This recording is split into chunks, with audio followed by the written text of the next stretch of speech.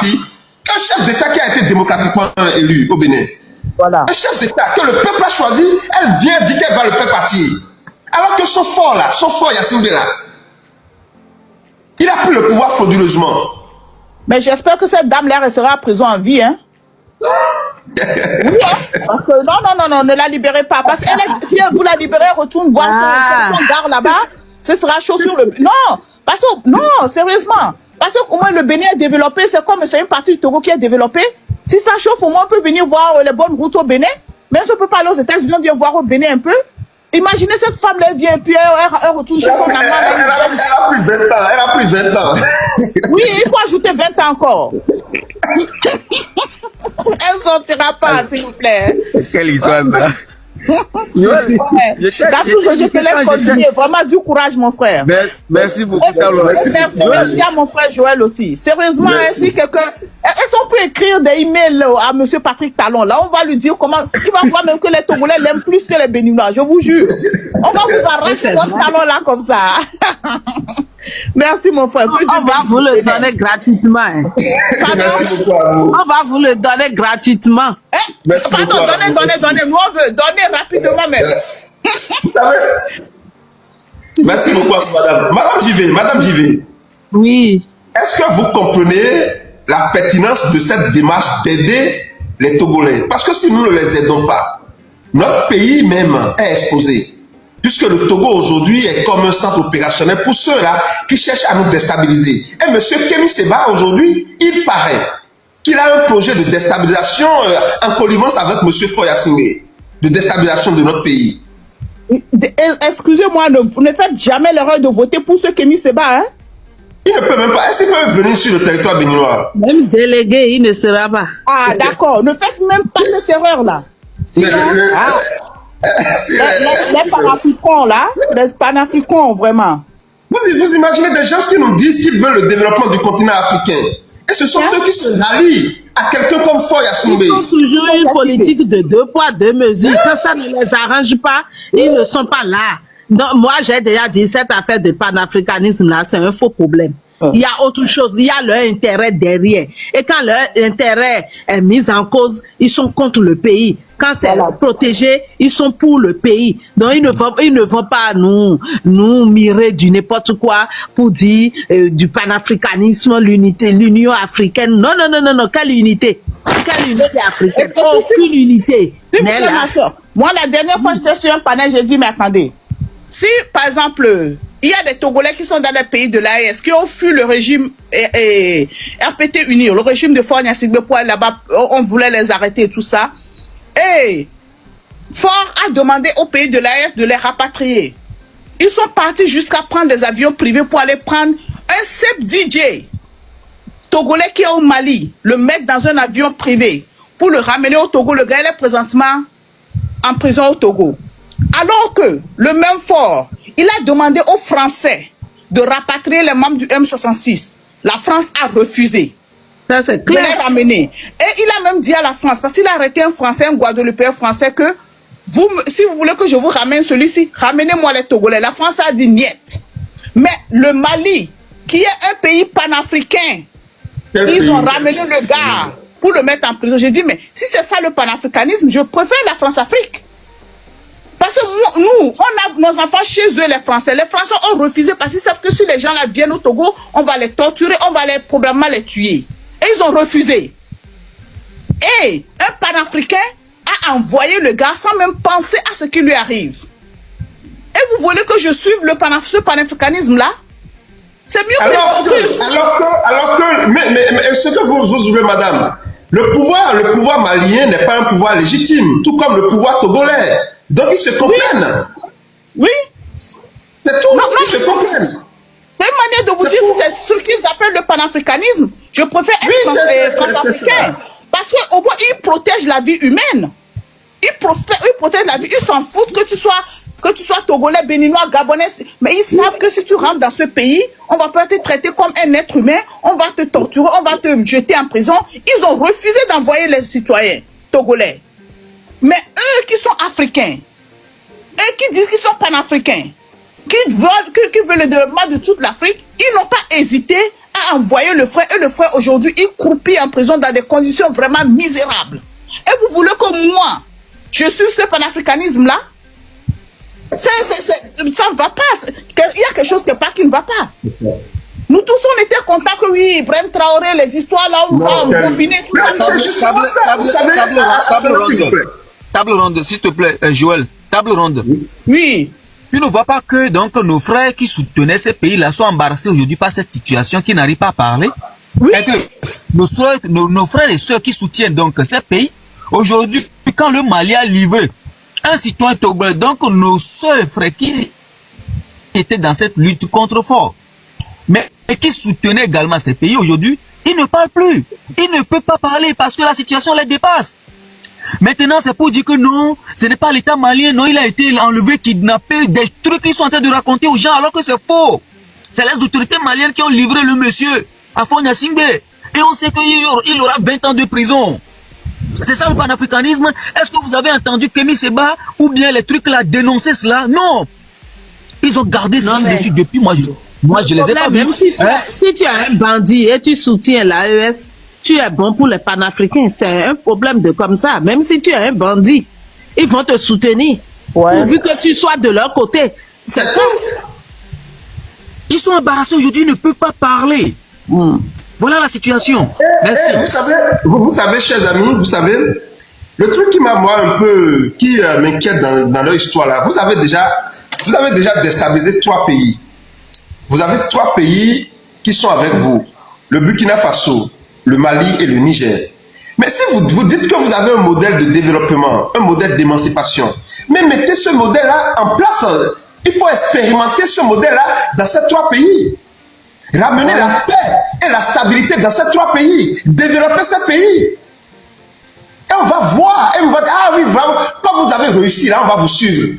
Aujourd'hui, la Russie est avec ces 3 pays. Et dans ces 3 pays, aujourd'hui, l'insécurité va de mal au pire. Chaque jour, c'est des attaques.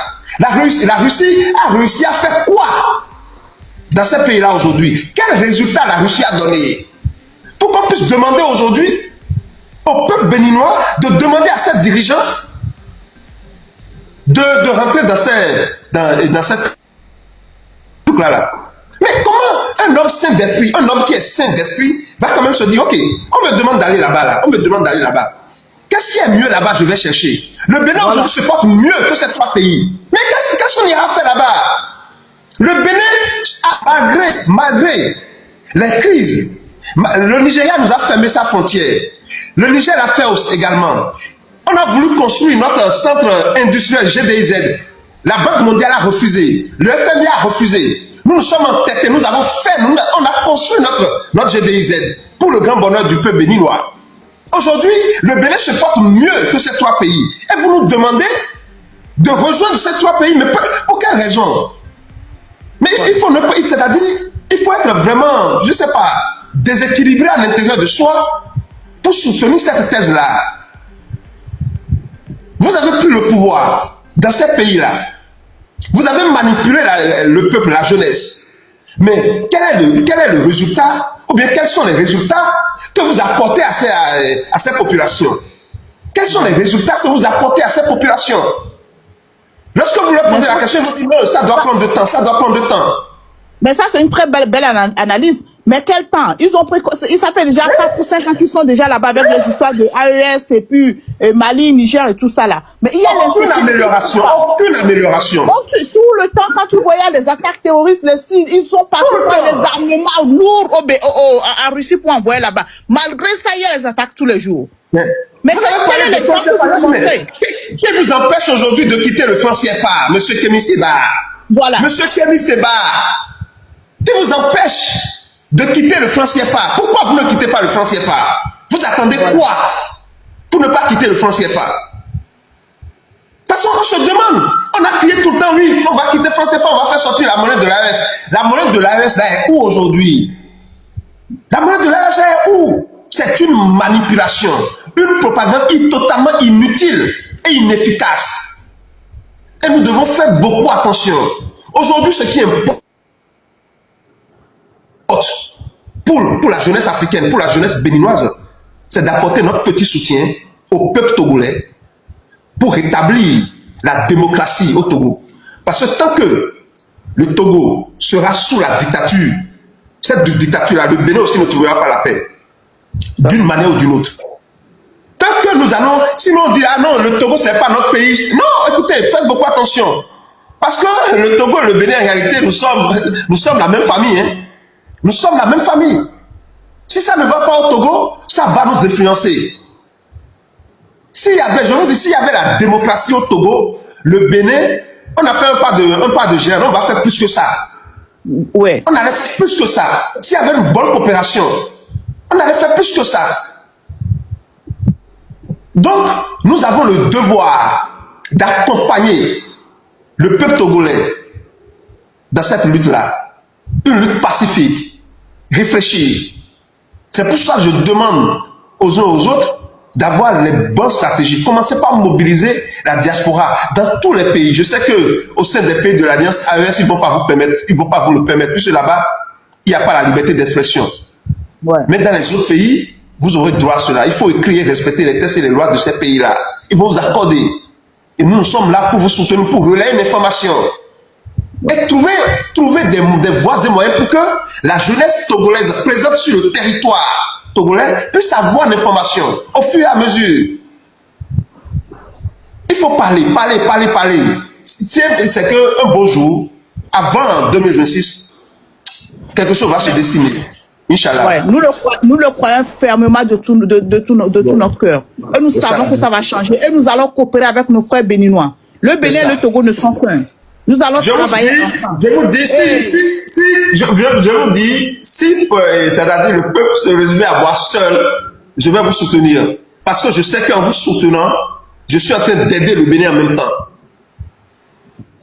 Il y a une autre fille en bas qui dit prêtez-nous, monsieur. C'est ça la vérité. En vous soutenant, en accompagnant la jeunesse togolaise, nous sommes en train de contribuer au développement, à la paix, à la cohésion au Bénin. Parce que ceux-là, imaginez, ceux-là qui cherchent à déstabiliser notre pays peuvent passer par le Togo facilement pour nous atteindre. Mais si la démocratie était au Togo, si le Togo était un pays exemplaire, mais le Togo n'allait jamais accorder le truc là pour ceux-là, pour ces personnes-là. Le Togo ne va jamais financer des gens qui vont essayer de déstabiliser le Bénin. Ce n'est pas possible. Parce que normalement, donc, il faut travailler pour la démocratie au Togo. Parce que le Bénin se développe, normalement, un président qui aime vraiment son pays doit voir que quand le Bénin se développe, ça va dans l'avantage du Togo. Pourquoi vouloir déstabiliser un pays qui se développe? Je ne comprends pas. Voilà. Au lieu de... Parce que les Togolais disent, regardez le Bénin, ouais. Oh, tu regardes, il faut faire la même chose. Reproduis ça. Reproduis ça. Mais c'est parce qu'il n'aime pas, il n'a pas l'amour. Il n'a pas l'amour pour son peuple. Monsieur Faure n'a pas l'amour pour son peuple. S'il avait l'amour pour son peuple, il allait quitter le pouvoir depuis. Parce qu'il va se rendre compte qu'il n'est pas éternel. Il n'est pas le seul Togolais capable de gérer ce pays-là. Il n'aime pas les Togolais. C'est ça la vérité. Parce que si vous aimez votre peuple, 2 mandats, c'est déjà bon. Parce qu'il faut permettre aux autres également de faire leurs preuves et de les accompagner dans l'élan du développement. Il n'aime pas son pays. Le président Patrice Talon a montré son amour pour le peuple béninois. Son amour pour le peuple béninois, il a dit 2 mandats. La Constitution a dit 2 mandats. Je finis mes 2 mandats. J'ai réussi je n'ai pas réussi je dois quitter le pouvoir. Et voilà. Pour ça, là seulement, le peuple béninois le remercie. Le peuple africain, pas le peuple béninois. Le peuple africain. Le peuple africain, merci beaucoup. Les présidents africains n'ont aucune excuse pour dire non, on doit faire 3 pour pouvoir réussir. Patrice Talon leur a prouvé que ce n'est pas vrai. Avec 2 mandats, tu peux faire ce que tu as fait et puis tu quittes. Et puis c'est un président, c'est pas qu'il est vieux, il est jeune, il est bien portant, il a toutes les capacités pour refaire encore 4 mandats plus les 2 mandats, mais il est parti. Mais il a bien travaillé, le peuple l'aime toujours, mais il est parti. Donc, il n'y a aucun autre président africain qui va venir nous balancer ça que non, je suis obligé de rester pour pouvoir continuer. Non. Patrice Talon nous l'a montré, il a pris un jeune pour dire je soutiens ce jeune. Donc, il n'y a plus d'excuses. Le gars, il est venu nous montrer que c'est possible. Il est venu nous montrer quelque chose. C'est-à-dire que l'Afrique n'a pas connu il y a très longtemps. Nous, on n'a pas connu ça. Parce que la plupart des chefs d'État qui viennent, quand ils travaillent un peu, que la population les acclame, ils font tout pour rester. Le gars, il a travaillé, on l'a acclamé, mais il dit je pars. Nous, on ne veut pas le laisser partir, il dit non, il faut que je parte. Quelqu'un d'autre veut venir faire mieux que moi. Mais ça, c'est un chef, c'est un Merci leader. beaucoup. C'est un Merci leader. beaucoup à vous, mon frère. madame. Oui. Merci beaucoup. Merci pour le soutien. Tapotez le like, s'il vous plaît. Madame Miss, merci. Ouais, je descends, je laisse la place à d'autres, s'il vous plaît. D'accord, merci beaucoup à vous, madame. Oui, merci. Ouais. Merci pour le soutien. Merci. Joël, le comprendre. Il faut lui aider,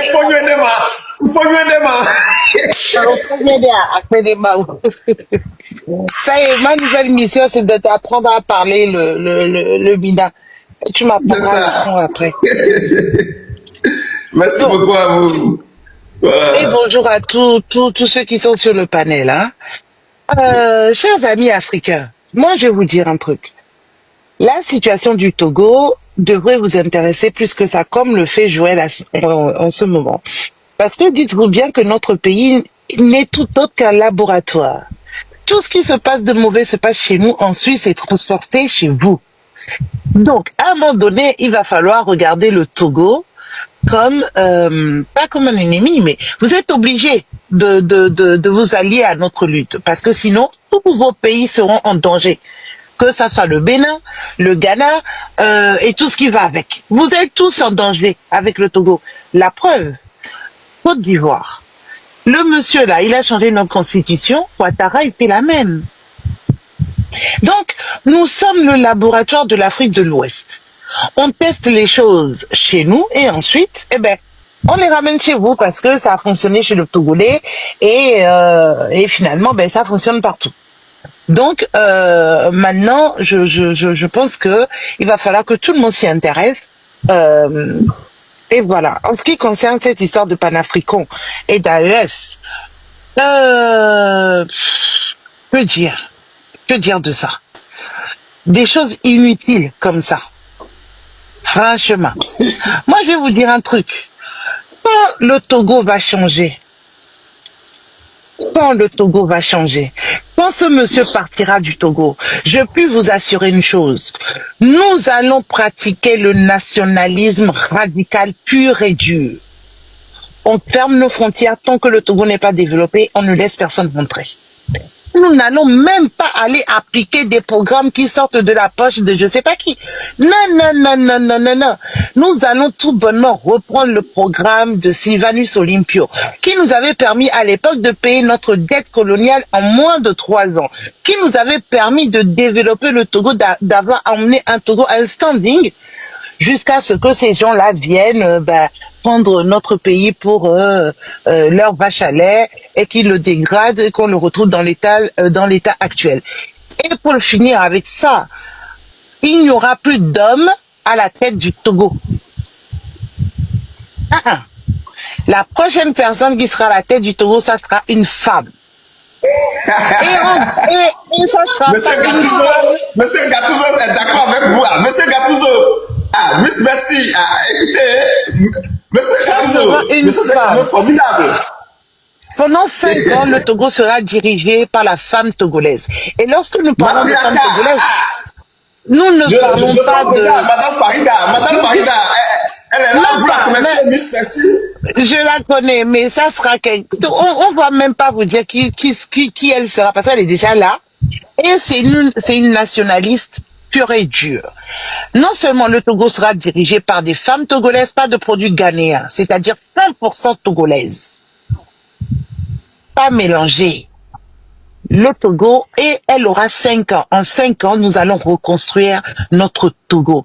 Et je vous le répète, on ne va pas aller chercher des solutions miracles qui viennent de ceci, qui viennent de cela, les économies, ces machins. Nous avons une chance phénoménale au Togo, c'est que Sylvanus Olympio avait tout pensé pour nous. Il avait tout fait pour nous. Et d'ailleurs, dans son discours de l'indépendance, il a prophétisé tout ce qui se passe actuellement et il nous avait même donné la solution dans ce fameux discours. C'est juste que nous, Togolais, nous n'aimons pas revenir un tout petit peu en arrière, regarder, observer et repartir sur de bonnes bases. Donc, chers messieurs, vous Togolais qui m'entendez quelque part, pardon, hein, vous allez rester quelque part Vous allez nous laisser, nous, femmes togolaises, conduire notre Togo. Comme l'avait prédit notre président Sylvanus Olympio. C'est d'ailleurs pour ça que la flamme du Togo est portée par une femme. Il le savait. Il avait prédit. Femme togolaise, moi je te le redis, prends ton pagne, attache ça bien à ton relais, on y va, on a du boulot. Faut laisser nos hommes là aller jouer au ludo comme d'habitude. Nous, on a du boulot. Joël, tu sais ce que font nos hommes? Nos hommes togolais là. Les nouveaux hommes togolais, hein, pas les anciens, hein. Les nouveaux hommes togolais là, après 90, ceux-là là. Vous parlez des Gattuso. Non, pas des Gattuso. Les Gattuso encore ça va. Il fait encore partie de la vieille école.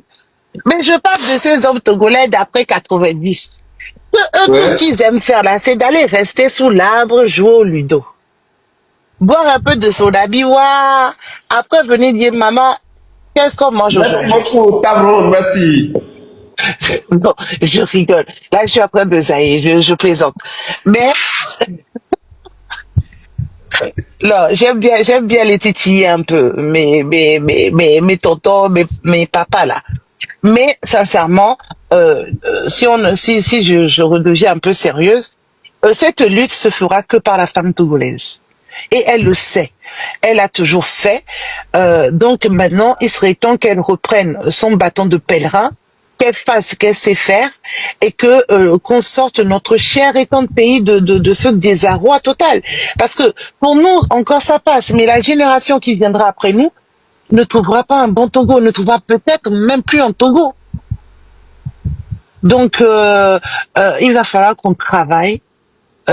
Et chers voisins, aidez-nous aussi à y arriver parce que on a besoin d'aide.